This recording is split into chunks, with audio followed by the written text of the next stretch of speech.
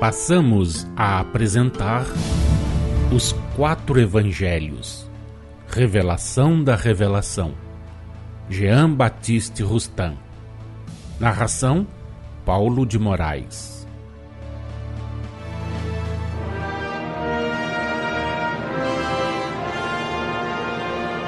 Maria, avisada por sua irmã, foi ter com o mestre no mesmo lugar em que esta o encontrara.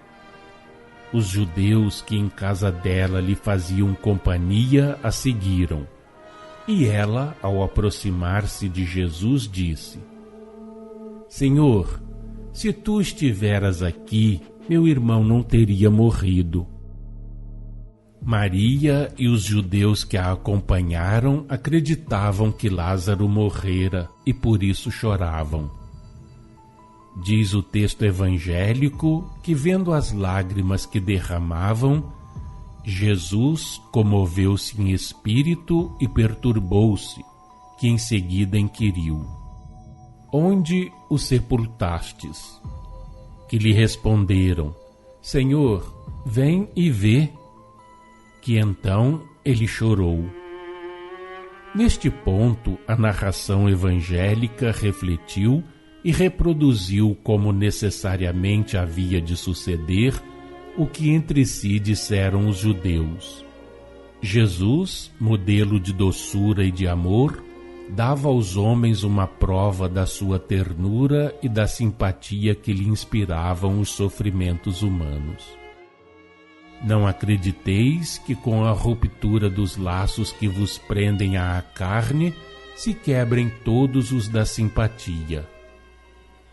Não vedes que os bons espíritos que vos cercam se afligem com as vossas dores e rejubilam com as vossas alegrias dentro dos limites do que é puro? Quão mais não se apiedará de vós aquele que, por assim dizer, vos choca com o seu amor, a fim de vos fazer divisar a luz brilhante da pureza? Jesus deixou ver aos que o cercavam a parte que tomava na dor que os afligia, para dar aos homens uma prova palpável da sua ternura.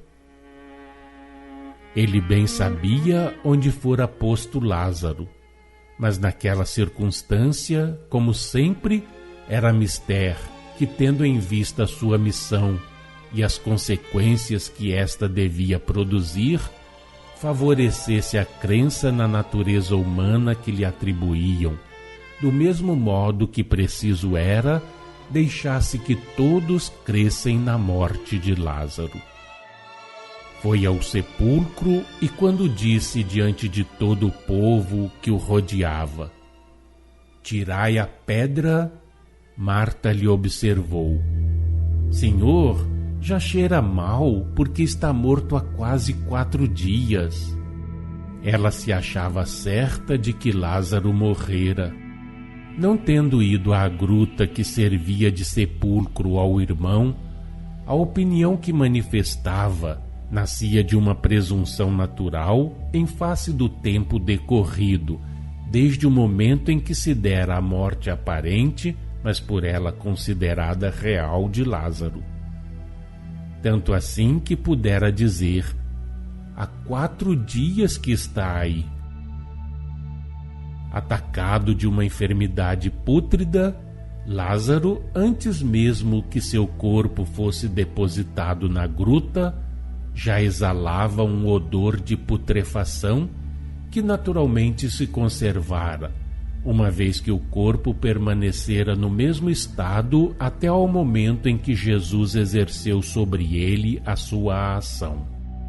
Não cheirava mal no sentido em que Marta o dizia, isto é, não tinha o odor pútrido que se desprende de um cadáver. Não tendo havido morte real, não havia a decomposição que lhe é consequente. Como, porém, Lázaro, pela natureza da sua enfermidade, já cheirava mal, antes mesmo que para Marta e Maria houvesse morrido, antes mesmo que lhes depositassem o corpo na gruta, aquela sua irmã, imaginando qual fosse o estado deste, atenta à época em que ocorrera a morte, que para ela era real, deduziu naturalmente que já devia haver bastante pronunciado odor de cadáver. Daí o dizer: Senhor, já cheira mal, porque está morto há quase 4 dias. Jesus lhe respondeu: Não te disse eu que, se creres, verás a glória de Deus? Como consequência das palavras que ouvira do Mestre, quando antes lhe havia ido ao encontro, palavras que ela tomou ao pé da letra, para Marta, isto que Jesus lhe acabava de dizer significava também segundo a letra. Não te disse eu que, se creres na minha missão e no poder que recebi de Deus como seu enviado, verás ressurgir pela ação desse poder teu irmão que está morto? Segundo o Espírito, porém, e em verdade, o pensamento de Jesus, velado pela letra daquelas palavras dirigidas a Marta, e que importa não sejam separadas das que dirigiu a seus discípulos antes de partir para Betânia, era este: Conforme declarei a meus discípulos, Lázaro dorme, mas vou despertá-lo. Sua enfermidade não é mortal, não vai até a morte.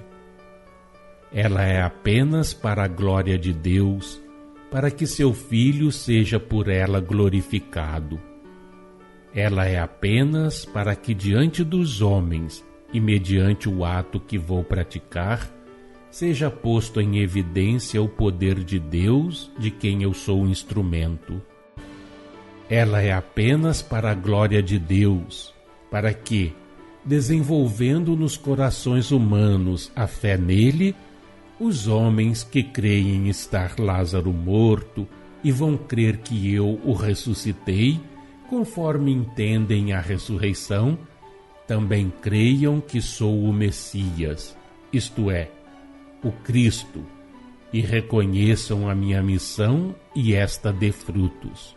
Verás assim a glória de Deus, isto é, verás o ato que vou praticar e verás que, por efeito desse ato, os homens que, como tu, creem estar Lázaro morto, crê-lo-ão como tu ressuscitado, e como tu terão fé em Deus e acreditarão como tu o acreditas que sou o Cristo, o Filho do Deus vivo que vinha a este mundo.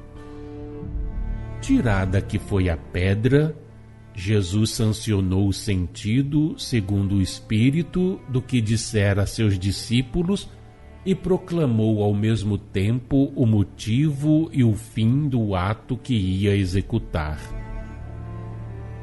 Volvendo o olhar para o alto, disse: Pai, graças te dou porque me ouviste. Eu sabia que sempre me ouves, mas por causa da multidão que está em redor é que assim falei, para que eles creiam que tu me enviaste. Disse depois em tom enérgico: Lázaro, vem para fora.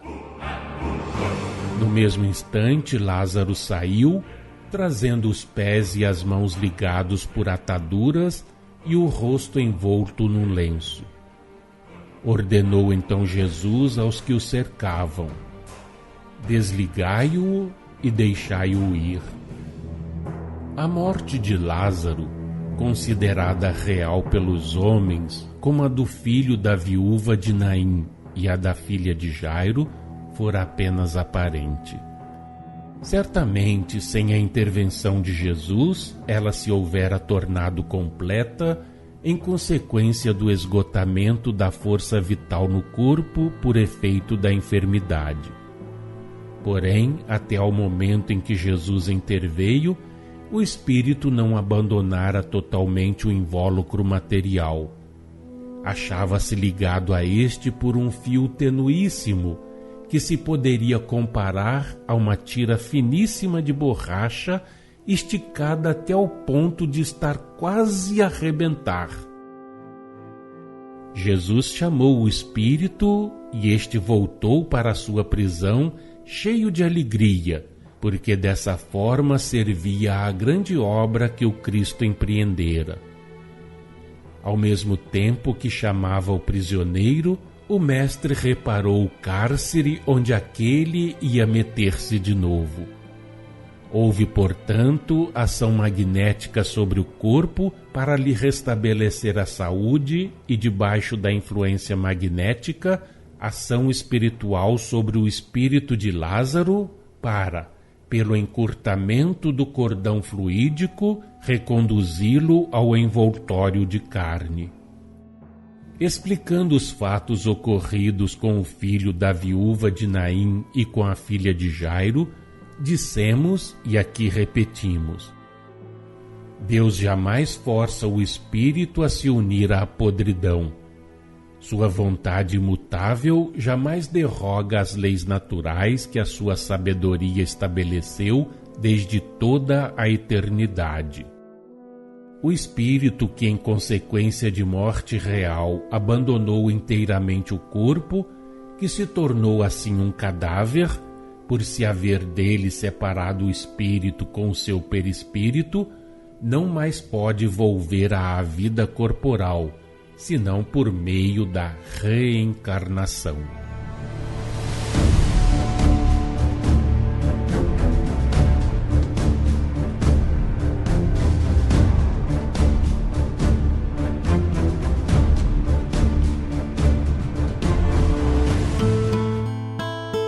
Acompanhe no próximo programa mais um trecho de Os Quatro Evangelhos, Revelação da Revelação, Jean Baptiste Rustin.